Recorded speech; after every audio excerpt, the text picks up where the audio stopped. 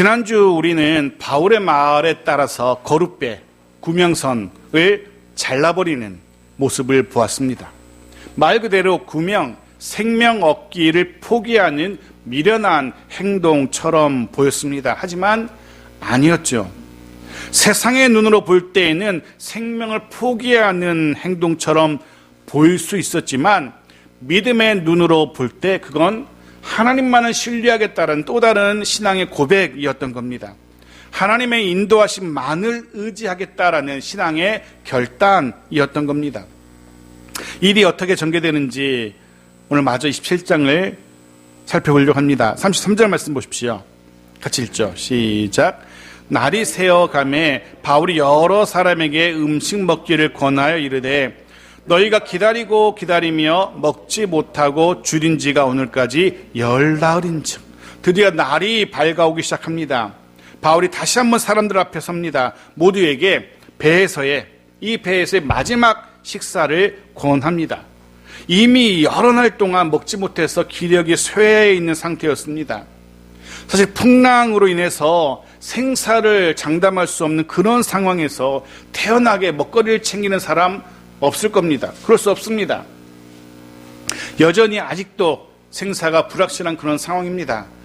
지금 당장 내 배가 고프다고 먹을 걸 찾아서 먹을 수 있는 사람, 그런 여유 있는 사람들 별로 없을 겁니다. 그런데 이제 바울이 굶주리고 있는 사람들에게 식사를 권합니다. 바울의 이 권함은 이제는 기력을 회복해야 한다는 그런 의미를 담고 있습니다. 실제로 이런 바울의 권함을 따라서 음식을 먹고 기력을 회복할 수 있었기에 후에 결과적으로 보니까 배가 깨어졌음에도 불구하고 음식을 먹고 힘을 비축한 사람들이 헤엄쳐서 혹은 널판지에 매달려서 육지까지 무사히 상륙할 수 있게 됩니다. 만에 하나 바울의 말을 듣지 않고 내가 지금 이 상황에서 무슨 먹을 걸 챙기겠어 하고 먹지 못한 사람들은 그 기력이 쇠한 상태에서 고스란히 물에 빠져서 죽을 수밖에 없었을 겁니다. 하지만 다행스럽게도 먹을 것을 통하여서 육신의 기력을 회복했기에 무사히 모든 사람들이 육지까지 상륙할 수 있게 되었던 겁니다. 그런 의미에서 기력을 회복하기 위해서 음식을 권합니다. 또 한 가지 음식을 먹으라는 이 바울의 권면은 이제는 더 이상 이 풍랑으로 인하여 걱정할 필요가 없다는 거죠. 이제는 더 이상 생사의 문제로 염려할 필요가 없다는, 생사의 문제를 걱정하는 것 때문에 먹을 것을 지쳐놓는 그럴 필요가 없다는 겁니다. 이제는 100% 확실하게 살 수 있으니까 마음 놓고 먹어야 된다는 그런 바울의 권면이었던 겁니다. 지금까지는 풍랑으로 인해서 먹을 것을 챙길 그런 여력이 없었습니다. 지금까지는 생사의 문제가 걱정되어서 먹을 것을 챙길 여력이 없었습니다. 생각해 보십시오. 죽음을 앞둔 사람들이 무슨 먹을 것을 찾겠습니까? 그러나 이제는 그런 염려 다 내려놓아도 된다는 거죠. 이제는 그런 염려, 근심, 걱정 없이 마음 편히 먹을 것 먹어도 된다는 그런 바울의 권함인 겁니다. 이 본문의 말씀을 묵상하면서 내일 일은 내일 염려하라는, 내일을 일을 위하여서는 내일 염려하라는 주님의 말씀이 떠올랐습니다. 마태복음 6장 34절에 이렇게 기록하고 있죠. 보십시오. 같이 읽죠. 시작. 그러므로 내일 일을 위하여 염려하지 말라. 내일 일은 내일이 염려할 것이요 한 날의 괴로움은 그날로 족하니라. 그렇습니다. 사랑하는 성도 여러분, 아직 일어나지 않은 내일의 일로 너무 염려할 필요가 없는 겁니다. 솔직히 내일의 일은, 내일의 영역은 우리의 영역이 아닌 거죠. 내일은 우리의 영역이 아닙니다.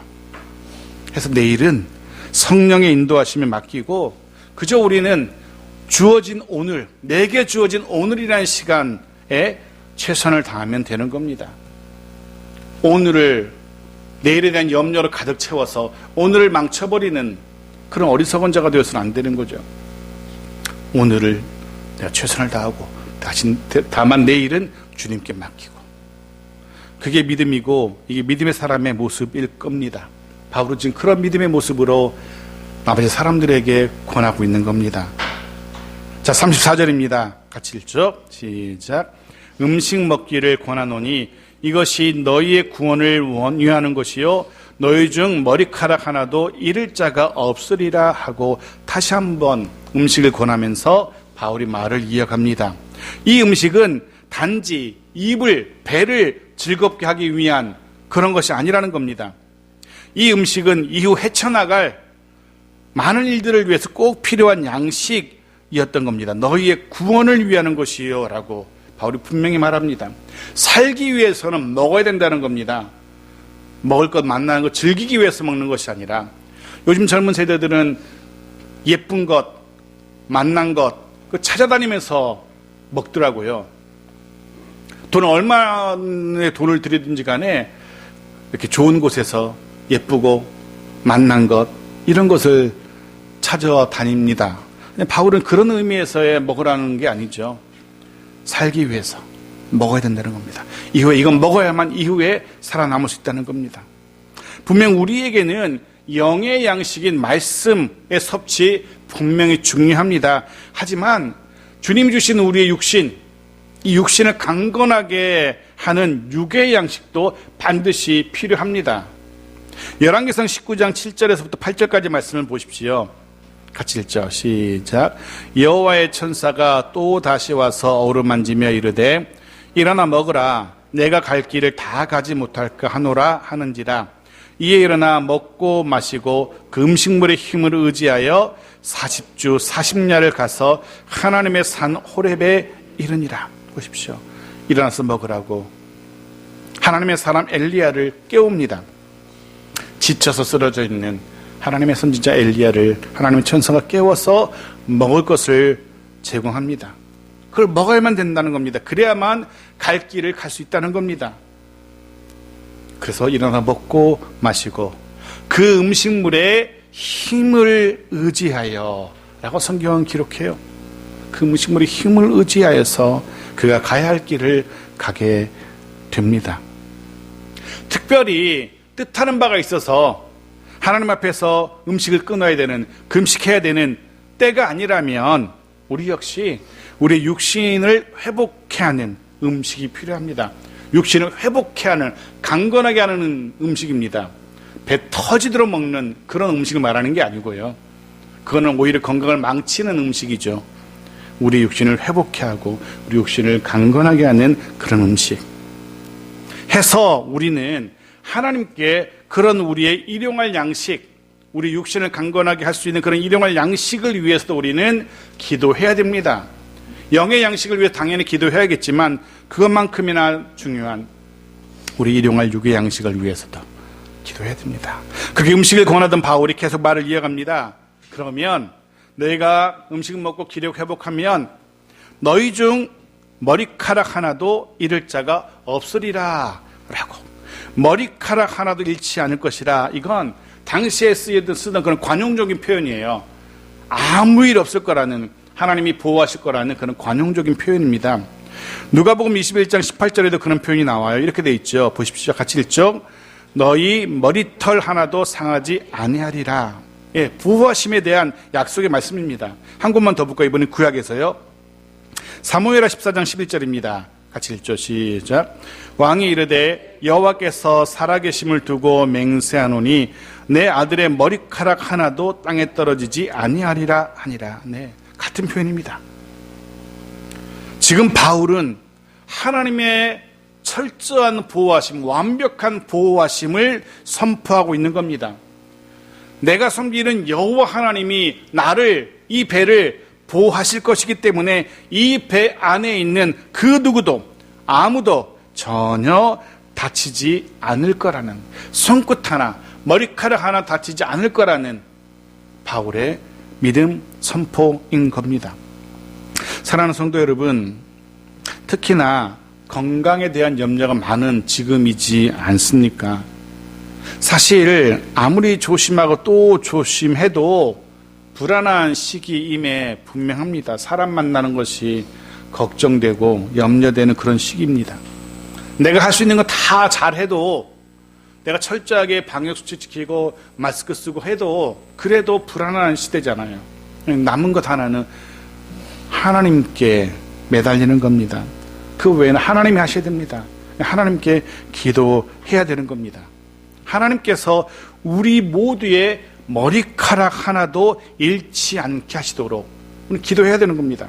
하나님께서 우리 모두를 무엇보다 우리의 자녀들 그렇게 돌보시고 그렇게 보호하시기를 머리카락 하나 상하지 않도록 돌보고 보호하시도록 우리는 아버지 하나님께 우리 자녀들을 맡기고 기도해야 하는 겁니다. 37절은 그렇게 바울의 권면을 따라서 음식을 먹고 기력을 회복한 사람들이 모두 276명이었다라는 그런 정보도 우리에게 제공합니다. 이 배가 어마어마하게 큰 배였던 겁니다. 인원도 만만치 않아. 거기다가 짐까지 싣고 있거든요. 무역선이었거든요. 그걸 고려하면은 현대학자들은 약 2만 톤에서 3만 톤 정도 되는 그런 큰 배였을 것이라 라는 짐작도 하긴 하더라고요. 어쨌든 큰 배입니다. 그런 정보를 우리에게 제공해 주고요. 좀 더 봅시다. 38절 같이 읽죠. 시작. 배부르게 먹고 밀을 바다에 버려 배를 가볍게 하였더니. 여기 두 가지 정보를 이제 우리가 알 수 있습니다. 일단은 바울의 말을 따라서 음식을 먹고 배를 든든히 채웠어요. 기력을 회복했어요. 또 한 가지 정보는 나머지 먹을 것들은 다 바다에 던져서 버렸다는 겁니다. 나머지 먹을 것들 그리고 밀 이런 것들 우리가 또 하나 알 수 있는 건 이 배가 밀을 운반하는 운반선이었다는 것도 짐작하게 되어지죠. 이집트에서 구매한 밀을 로마까지 실어 나르는 엄청난 규모의 무역선이었던 겁니다. 그런데 그 밀을 다 버리고 있습니다. 자신의 생명을 유지하기 위해서 먹고 살아야 되는 그 밀, 먹거리, 생명을 유지할 것처럼 여겨졌던 그 먹거리를 오히려 버리고 있어요. 소중한 양식인데 생명의 유지를 위해서 생명의 유지를 위해 꼭 필요했던 것들을 오히려 버리고 있는 겁니다. 흔히들 이런 것들을 역설이라고 말을 하죠. 살기 위해서 먹어야 할 것을 버린다. 논리로는 설명이 되지 않는 거죠. 살려면 끝까지 먹을 거 챙겨야죠. 배에서 구원받는다 하더라도 뭘 먹고 살겠어요? 살려면 먹을 것을 어떻게든 품에 품고 간직해야 돼요. 그런데 살기 위해서 오히려 먹을 것을 버리고 있어요. 분명히 인간의 이성으로는 논리는 설명되지 않는 역설입니다. 근데 생각해보면 실제로 우리의 현실에서는 이런 일들이 참 많이 일어납니다. 우리의 머리로는 용납되지 않은, 우리의 이성으로는 이해되지 않는, 논리로는 설명되지 않는 일이 실제로는 많이 일어나잖아요. 그런데 비록 이성적으로는 논리적으로는 말이 되지 않는 듯 보이는 그런 일들이지만 그럼에도 불구하고 그것을 받아들이는 것, 우리는 그것을 믿음이라고 이야기합니다. 아무리 생각해도 이성적으로는, 아무리 생각해도 논리적으로는 말이 되지 않아요. 그럼에도 불구하고 그것들을 받아들이는 사람을 우리는 믿음의 사람이라고 그렇게 부릅니다. 그렇습니다. 믿음이라는 것도 사실은 사람의 논리로는, 이성으로는 설명되지 않죠. 그런데 인간의 이성으로, 논리로 설명되지 않는 그 믿음이 오히려 우리를 살게 하고 오히려 우리를 더 풍성하게 한다는 사실. 그러게 우리는 이 믿음 놓지 말아야 됩니다. 이 믿음 잃지 말아야 됩니다. 꼭 붙들어야 돼. 끝까지 붙들어야 됩니다. 이해되지 않아도 다른 사람들도 우리에게 말이 되지 않는다라고 아무리 우리에게 소리친다 할지라도 이 믿음만큼은 우리가 놓지 말아야 되는 겁니다. 제가 지난번도 잠깐 말씀드린 적이 있는 것 같은데요. 내년에는 이제 마가복음의 말씀을 묵상하려고 제가 준비하고 있어요. 근데 그 전에 연초에는 소아시아의 계시록 2장과 3장에 기록된 소아시아의 7교회에 대한 말씀을 좀 묵상해 보려고 합니다. 그 교회의 모습들을 통해서 우리의 모습, 그 당시 성도들의 모습을 통해서 우리의 모습들을 한번 되돌아볼 수 있는 그런 시간을 가지려고 소아시아 7교회에 대한 말씀을 나누려고 해요. 7교회에 대한 이 말씀들을 이렇게 묵상하고 있는데 그 7개의 말씀을 묵상하면서 깨닫게 되는 공통점이 하나 있습니다. 모든 7교회의 공통점, 그들에게 주신 말씀의 공통점, 그거는 끝까지 처음의 믿음을 붙들라는 주님의 말씀이 다 그들에게 주어진다는 겁니다. 끝까지 믿음 가지고 살아가는 것, 그게 정말 중요하다는 사실을 소아시아 7교회에 주신 말씀을 통해서 깨닫게 되어집니다. 오늘날도 마찬가지입니다. 끝까지. 비록 논리적으로, 이성적으로 납득되지 않는다 할지라도 그것이 하나님의 말씀이라면, 그것이 하나님의 인도하심이라면 그 믿음 가지고 한 걸음 한 걸음 걸어가는 우리 모두이기를, 그리고 세상은 이해하지 못했지만 그 믿음으로 인해서 주의 복과 은혜를 경험하게 되기를 주의 이름으로 축복합니다. 자, 39절입니다. 같이 읽죠. 시작. 날이 새매 어느 땅인지 알지 못하나 경사진 해안으로 된 항만이 눈에 띄거늘 배를 거기에 들여다 댈 수 있는가 의논한 후 드디어 육지가 눈에 들어옵니다. 드디어 살 수 있게 되었구나는 삶의 희망이 생겨나게 됩니다. 그런데 경사진 해안 때문에 선뜻 그 육지 쪽으로 다가서기가 두렵습니다. 많은 고민 끝에 아주 천천히 해안을 따라서 배를 움직이죠. 40절 말씀 보십시오. 같이 읽죠. 시작. 닻을 끊어 바다에 버리는 동시에 키를 풀어 늦추고 돛을 달고 바람에 맞추어 해안을 향하여 들어가다가, 이 모습이 눈에 들어오시는지 모르겠습니다. 바닷가에서 점점 해안으로 들어가면서 수심이 점점 낮아질 것 같으니까 닻을 끊어서 최대한 배를 가볍게 합니다. 그리고 돛을 달고 바람에 의지해서 아주 천천히 조심스럽게 해안을 향해서, 육지를 향해서 다가갑니다. 근데 결국 염려하던 일이 일어나죠. 배의 앞부분이 모래바닥에 처박히게 되고, 그리고 동시에 뒤에서 부는 파도와 바람으로 인해서 배 뒷부분은 깨어지죠. 점점 배가 부서져 나가기 시작합니다. 군인들은 이 파손하는 배에서 죄수들이 도망하기 전에 모두 죽이려 하죠. 왜냐하면 죄수가 도망하게 되면 그 책임은 고스란히 그 죄수를 지키던 군인들이 져야 하기 때문에 해서 이 죄수들이 도망하기 전에 다 죽이려고 합니다. 그런데 문제는 그렇게 되면 역시 죄수의 무리에 편입되어 있는 바울까지도 죽임을 당하게 된다는 겁니다. 그럼 바울을 로마까지 보내시려던 하나님의 계획은, 주님의 계획은 다 수포로 돌아가게 되죠.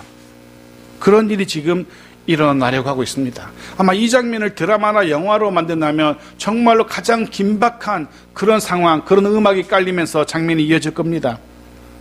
군인들이 바울을 포함한 죄수들을 칼로 쳐서 죽이려 하고 있습니다. 자칫 잘못하면은 하나님의 원대한 구원의 계획이 수포로 돌아갈 수 있는 엄청난 사건이 지금 벌어지기 일보 직전입니다. 저는 이 장면을 보면서 이건 역시 이 군인들이 칼을 들어서 죄수들을 죽이려 하는 것, 이건 역시 그 뒤에 세력이 있구나는 사실을 깨닫게 되어집니다. 바로 사단이 개입한 것으로 저는 묵상합니다. 어떤 수를 써서라도 바울의 믿음의 행진을 막아서려는 사단의 개입이었을 겁니다. 어떻게 해서든 하나님의 나라가 로마에, 당시 세상의 중심으로 여겨지던 그 로마에 상륙하는 것만큼은 막아보려는 사단의 개입이죠. 실제로 이런 사단의 개입이 실패로 돌아가고 바울과 함께 복음이, 하나님의 나라가 로마에 입성하게 되고, 역사적으로도 잘 닦여진 로마의 그 길을 따라서 복음이 전 세계로 퍼져나가게 되거든요. 그 일을 막아보려고 사단은 계속해서 바울을 방해했었고, 지금 또 이렇게 군사들을 동원해서 바울을 죽이려고 하고 있는 겁니다. 실제로 사단은 사사건건 하나님의 계획을 막아서려고 했었죠. 아담과 하와를 선동해서 선악과를 범하게 한 것 우리는 기억합니다. 가인을 선동해서 아벨을 돌로 쳐 죽이게 한 것 우리도 압니다. 형제들을 선동해서 동생 요셉을 애굽에 팔아 먹게 한 것도 우리는 기억합니다. 바로를 선동해서 모세를 바다에 던져 죽게도 했습니다. 헤롯을 부추겨서 아기 예수를 찾아 죽이려고도 했습니다. 가룟 유다를 선동해서 예수를 십자가에 못 박아 죽이려고도 합니다. 이루 말할 수 없는 수많은 순간 사단은 하나님을 대적했고 하나님의 일하심을 막아서려 했던 거죠. 그 하나하나가 다 그 중에 하나라도 이런 사단의 계획이 시도가 성공했더라면 하나님의 구원의 계획은 무산될 수도 있었던 그런 순간들이었습니다. 어느 것 하나라도 성공했다면 하나님의 구원의 계획은 큰 지장을 받게 되었을 겁니다. 하지만 하나님은 그 모든 순간순간 간섭하셨고 개입하셨고 하나님의 구원의 계획이 이어지도록 하나님은 역사하셨죠. 오늘 본문도 마찬가지입니다. 사단이 군사들을 동원해서 그들을 선동해서 바울을 포함한 죄수들을 죽이려고 합니다. 죄수들은 들러리죠. 사실은 바울을 죽이려는 그런 사단의 시도입니다. 그때 성령 하나님께서 백부장을 움직이십니다. 43절 말씀 보십시오. 같이 읽죠. 시작.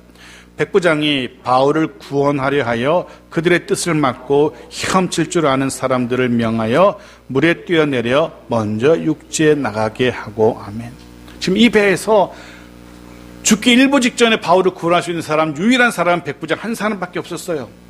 백부장마저도 나머지 군사들처럼 죄수를 죽이려고 했다면 바울은 살 방법이 없는 거죠. 근데 백부장을 하나님께서 감동하십니다. 군인들로 하여금 죄수들을 죽이지 못하도록 막았어요. 오히려 헤엄칠 수 있는 사람들은 먼저 바다에 뛰어내려서 육지로 나갈 수 있도록 허락합니다. 물론 바울을 살리기 위해서 성령 하나님께서 그의 마음을, 백부장의 마음을 움직이신 까닭일 겁니다.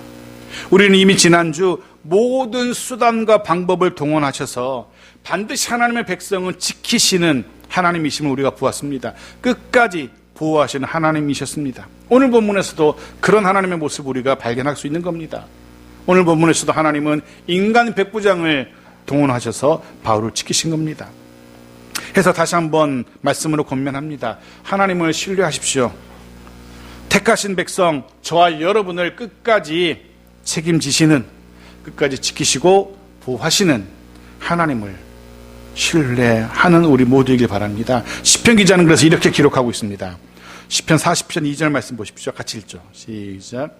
나를 기가 막힐 웅덩이와 수렁에서 끌어올리시고 내 발을 반석 위에 두사 내 걸음을 견고하게 하셨도다. 세번역은 이 기가 막힐 웅덩이를 어떻게 번역하냐면 절망의 웅덩이로 번역해요. 나를 절망의 웅덩이에서 끌어올리시고 이렇게 번역하고 있어요.